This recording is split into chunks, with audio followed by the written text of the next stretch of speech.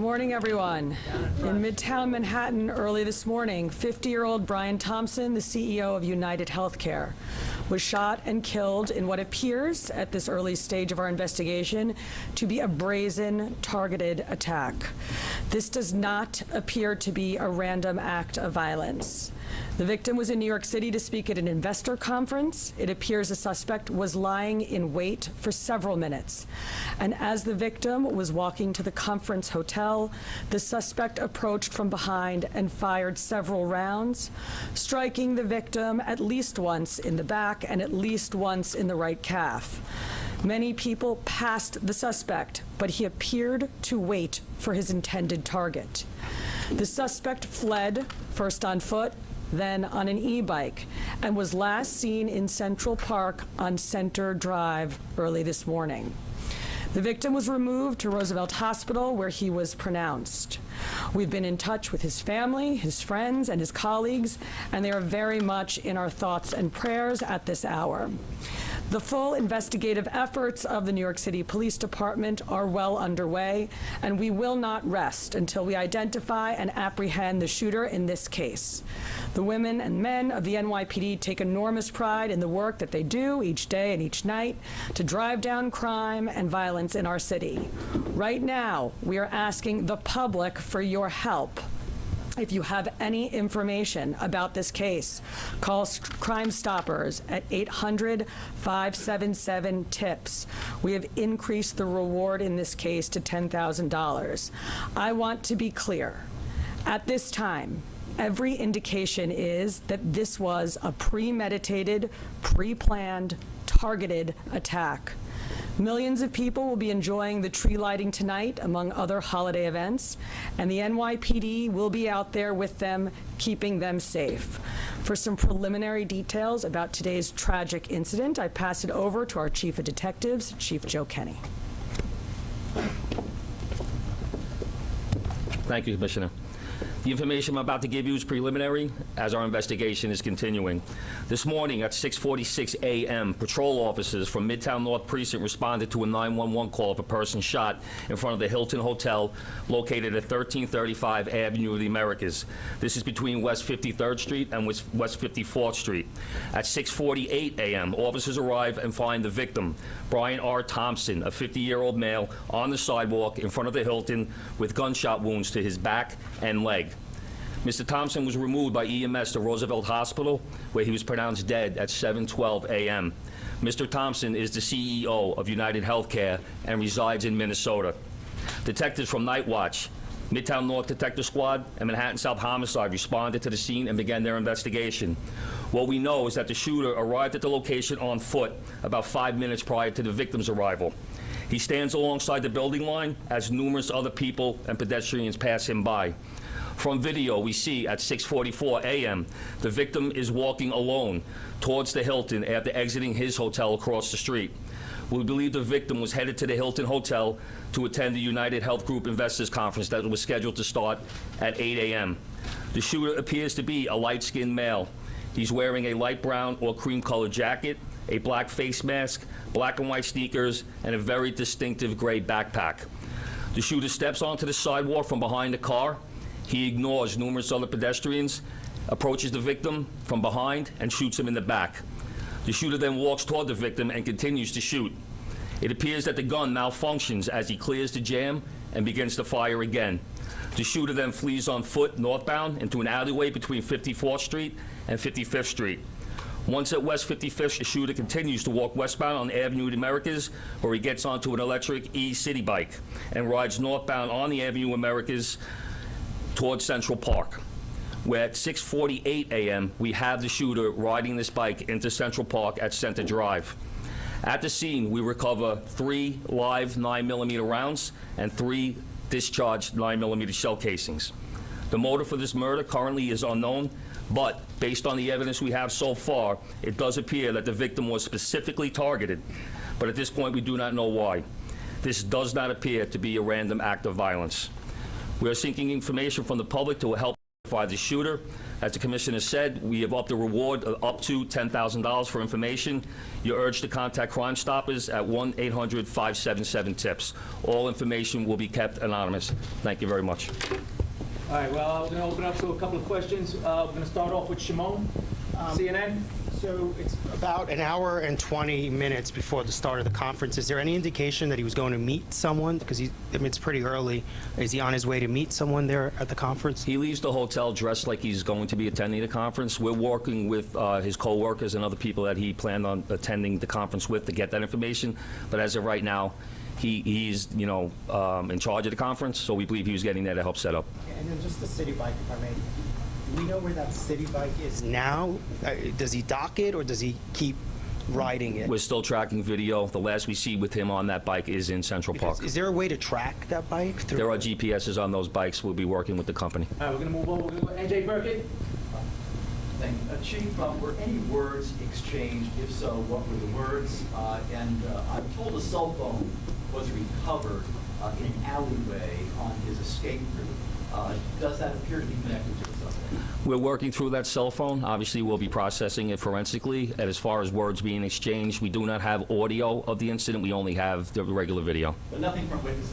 Nothing. Well, there was one witness standing right next to the victim when he was shot. We're still trying to identify that victim. Excuse me, that witness. We're going to go over to Aaron Katursky. Thank you. Chief, was he checked into the hotel across the street alone? Was he in the city alone? Was he accompanied by anybody? Did he have any known enemies or anyone that you've been able to find so far? Like I said, we're reaching out to law enforcement in Minnesota, and we're also interviewing his co-workers and family members to see if there have been any specific threats against him in the past. As far as who was he in the hotel with, we're doing a search warrant in his hotel room right now. That might lead us, give us some more information. All right, we're going to go over to Dean Moses. A couple of questions. One, based on the surveillance you've seen of this individual, do you feel like he's professional? You mentioned that he did a bullet spell. Do you feel like this was a professional individual who took this man's life? And also, will it affect in any way tree lights tonight? I'll answer the part about whether or not he's a professional. That we have no way of knowing that. From watching the video, it does seem that he's proficient in the use of firearms, as he was able to clear the malfunctions pretty quickly. But as far as the tree lighting, I'll leave that to Chief Madrick. Yes. Good morning, Dean. Just really quick, this incident will not affect the tree lighting. The tree lighting is slated to start at 7 p.m. The show, the actual lighting of the tree will be close to 10 o'clock, actually 9:55 p.m. We will have a massive police presence out there around Rockefeller Center from 52nd Street all the way down to 47th Street. We will have plainclothes out there, a plainclothes detail out there. We will have our CRC assets, our Strategic Response Group assets. We will have our Intel division out there, a lot of assets out there to make sure people can come out and have a good time. And we're going to have additional police officers in the subways as well, so people can take mass transit to make it easier to travel into the city and enjoy the tree. This is a terrible event, but we're going to go on, and people are going to enjoy the tree lighting tonight. All right, we're going to move over to Marshall Kramer. I wonder if you could tell me, the mayor said that there was evidence recovered at the scene that would indicate that this was not a random event. I wonder if you could tell me what that evidence was. And by looking at the gun, it appears that there's a silencer on the gun. Was there a silencer on the gun? And does this indicate not only that it was premeditated, but this is somebody who knew his way around guns and might have been a professional? Once again, we won't know that until we complete our investigation and identify the shooter or recover that firearm. You see a glimpse of the gun in video, so we're not able to make a determination on whether or not a silencer was used on that quick glimpse of video. Is that a silencer? We can't tell from that little glimpse of video. I'm not going to commit to saying that at this time. That will be part of our investigation. And what evidence did you There's a cell phone recovered in the alleyway, and once again, we will process that forensically and see if it comes back to this shooting. so you don't think that the cell phone was part of Brian Thompson's, was on Brian? Once again, this investigation is less than 5 hours old. That will be part of our investigation. All right, we're going to move on. We're going to Joe Marino, New York Post. Chief, do we know when Thompson arrived in New York City? My understanding is he was staying close by to the Hilton, but not at the Hilton. And has anything in the reverse video canvas indicated that these two individuals crossed paths at all? As of right now, based on the current video that we do have, it doesn't appear that they crossed paths, and he arrived in New York on Monday. All right, we're going to take 2 or 3 more. We're going to go Rocco, Daily News. Chief, did he typically travel with a security detail? And even though it's early, is there anything to indicate that there had been issues with, let's say, a patient who was denied coverage, either back in Minnesota or more recently, someone who lives here? From speaking to other employees that traveled with him to New York, it doesn't seem that he had a security detail. He left the hotel by himself, was walking, didn't seem like he had any issues at all.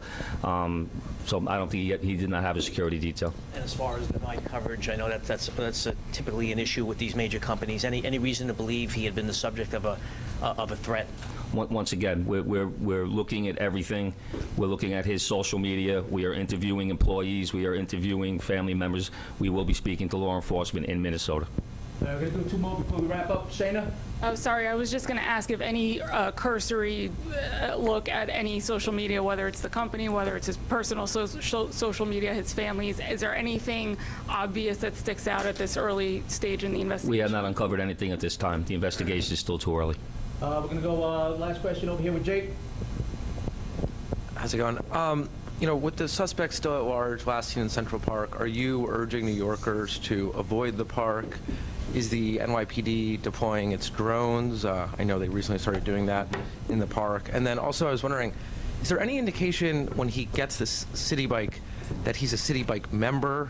It's like sometimes if you're not a member, you can pay to use it. I don't know if you're able to tell on surveillance. The chief of detectives will answer the part about the city bike. But in terms of we're encouraging New Yorkers to go about their daily lives and their daily business, but to be alert. We put the picture out. You're putting the picture out. We want people to take a look. If they see anything suspicious, if they hear anything suspicious, we ask them to call 911, reach out to our detectives.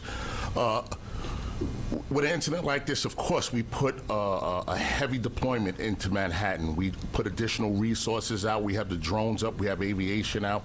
We have K-9 out. When an incident like this happens, we don't spare any expense. We put all of our resources out there to support the chief of detectives' mission and to keep New Yorkers safe. So we will have a massive presence out there around the tree lighting, but throughout Manhattan as well until more information develops and we're able to support the chief of detectives and what he needs to make a quick arrest.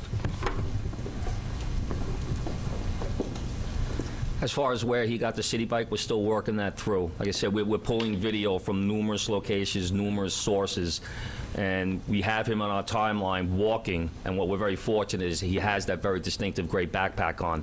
So we see him in one video clip walking, and then another source of video, him riding that bike. So we don't have video or witness confirmation on how he obtained that bike. Can I just ask you on the cell phone? Do we know if it's related to this, or it's just right now what you're saying is a cell phone? A cell phone was recovered. We will confirm that later on down if we, do our forensic examination. Thank you, everyone. This concludes our press conference. Thank you for your time and attention.